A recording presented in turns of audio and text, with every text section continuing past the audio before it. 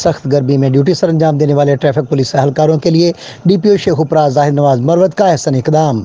शाहराहों और चौकों पर तैनात ट्रैफिक पुलिस के जवान सख्त गर्मी में ड्यूटी सर अंजाम दे रहे थे कि DPO शेखोपरा जाहिद नवाज मरोत और DSP ट्रैफिक तारिक जमील ने सख्त धूप में काम करने वाले पुलिस मुलाजमीन में छतरियाँ तकसीम की। इस इकदाम को ड्यूटी पर मौजूद एहलकारों ने खूब सराहा। DPO शेखोपरा जाहिद नवाज मरोत का कहना था कि पुलिस मुलाजमीन की वेलफेयर और मुश्किलात को हल करना मेरी जिम्मेदारी है।